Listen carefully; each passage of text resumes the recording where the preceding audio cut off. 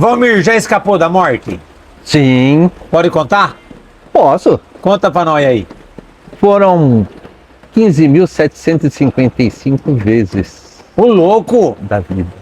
Sim, Mas por que 15 mil? 15 mil são os dias que eu vivi até hoje. Deus permitiu que eu abrisse os olhos todos os dias para ver as maravilhas que Ele criou. Quantos anos tem hoje? 63. 63, Valmir? 63. Viu, conta aquela história do andarilho. É andarilho, né? Andarilho. Daquela cidadezinha lá. Conta aquela história que é boa. Ah, sim, conto. Conta.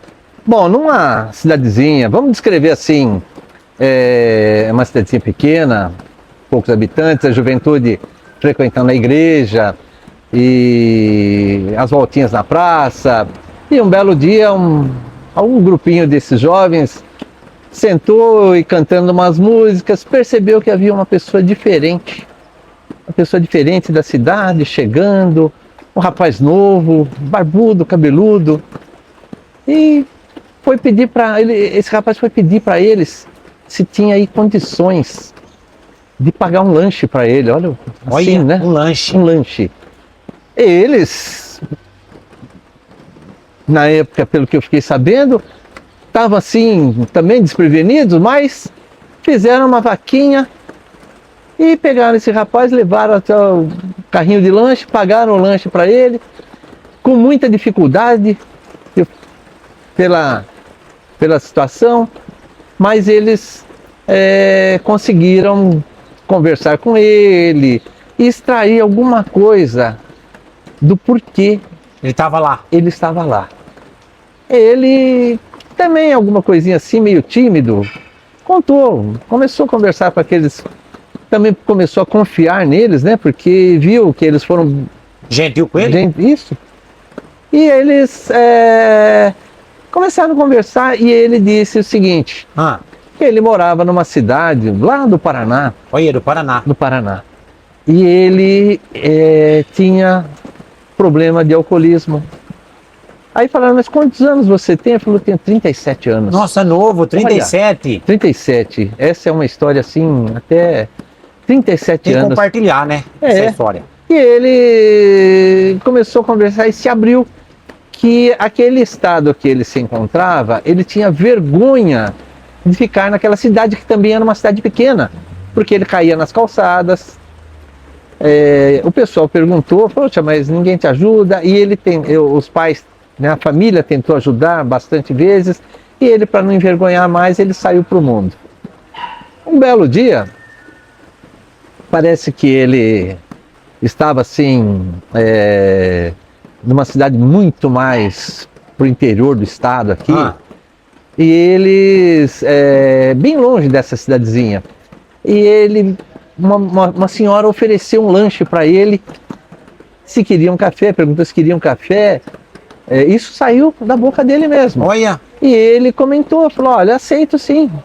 Sentadinho num banquinho, à beira do rio, e de repente essa senhora levou esse lanche, e quando chegou lá, cadê o rapaz? Não estava mais lá. Ela apenas encontrou um saquinho com os documentos desse rapaz. O louco, ele não tava mais lá? Não estava. Ela ficou assustada, falou, nossa, ele se jogou no rio. Era um rio pequeno, mas com correnteza. E pronto, e sumiu. Aí o que ela fez? Ela pegou esses documentos e encaminhou para a família, lá no Paraná, porque tinha o endereço dele. Nossa! E assim ficou a história, né? Aí ele, após contar isso aí, o pessoal tentou localizar. Aquele dia era uma quinta-feira santa. Era quinta-feira. E ele estava pela praça, vai dormir aonde? 2 desses jovens pegaram esse menino, vamos dizer assim, 37 anos, né? E levaram para casa. Bom, segundo a história lá, eles colocaram ele na sala para dormir. Antes disso, banho, cabelo, cortaram o cabelo, raparam a cabeça dele, e um dormiu no sofá, o outro dono da casa dormiu no outro sofá, e ele num colchão na sala. E parece que ficavam assim. Um olhava para um lado, um olhava para o outro e olhava para os dois, os 3 assustados. Porém, aquela noite passou E eles levaram na casa de uma pessoa, esse rapaz, levaram já na sexta-feira, levaram a casa e falaram assim, olha, nós temos esse rapaz aqui, ele não tomou café ainda, e a gente está tentando localizar os parentes dele. O rapaz que morava nessa casa era coordenador do grupo desses jovens, falou, olha, vamos ver o que nós podemos fazer. Ligou no Paraná. Procurou na cidade, procurou em outra, procurou aqui e não conseguia contato com ninguém. Até, por quê? Por ser feriado. Por ser feriado. Por ser feriado. Então, a sexta-feira santa. Eles tentaram e conseguiram contato com quem? Com o padre. Com o padre da cidade? Com o padre da cidade, por quê? Foi a primeira... Onde ele morava. Onde ele morava. A notícia aqui, o padre deu. Falou, mas esse rapaz é fulano, é o Jorge. O Jorge já morreu. Morreu? Por causa daquele dia. Por quê? Porque o Jorge sumiu, os documentos foram para lá, então a família tinha ele como morto. O Jorge estava na beira do rio, né? Exatamente. E ele sumiu na beira do rio. Aí o coordenador falou, não, mas olha, ele está aqui na minha frente, então ele ressuscitou, porque ele está aqui.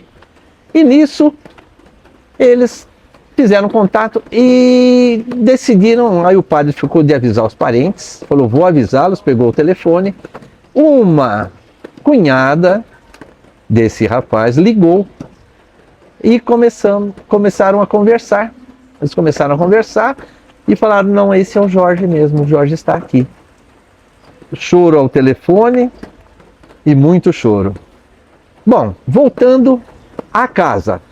Enquanto eles estavam ali, dormindo, levantaram, um dos jovens deu uma fita, na época era fita cassete para eles, lá segundo isso, e tinha uma pregação sobre a parábola do filho pródigo.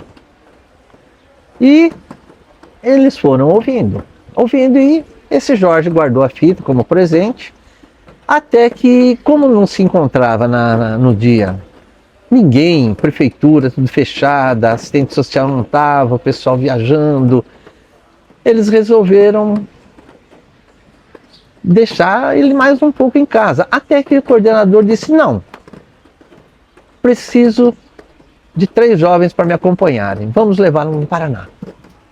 Esse jovem, esse coordenador, disse, bom, vamos levá-lo sim, levar. Pegou 3 desses jovens, colocou no carro. E foi no Paraná. E foram para o Paraná. 2 eram primos. E quando eles chegaram no Paraná, eles pegaram a estrada até lá. Na época, esse carro parece que tinha um toca-fitas. E o toca-fitas e a fita foi virando. A parábola do filho pródigo. Olha, no Paraná. Indo para o Paraná. Indo para o Paraná. No carro. Eles saíram aqui por Avaré e foram até uma cidadezinha chamada Tomazina. E eles foram e choravam enquanto se repetia a parábola do filho pródigo. Olha. E aí, sim, chegando lá, foram até a igreja, o padre levou um susto, Levou um susto. Parece que quando viu eles ali, eles disseram o que estavam fazendo. Falou, mas vocês vieram de São Paulo? Sim, viemos de São Paulo. Então, e agora?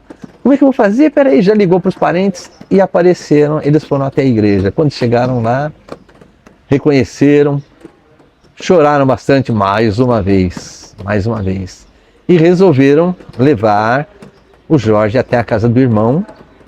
Foram até a casa do irmão primeiro e prepararam o pai, que era um senhor de 85 anos. Porque na cabeça do pai ele estava morto. Ele estava morto. Nossa. E esse senhor, quando chegou, prepararam, e esse senhor foi mais forte que todos, eles disseram, né? E quando chegou lá, receberam. Esse homem disse o seguinte, hoje eu acredito mais ainda na palavra de Deus, porque vocês, jovens, me fizeram reviver a palavra de Deus através da parábola do filho pródigo, porque o meu filho estava morto e ele ressuscitou e voltou aqui para mim. Nossa! Então, eu sei que eles, pelo que houve da história, o coordenador caiu em lágrimas mais uma vez, aqueles jovens mais uma vez. Aí, por não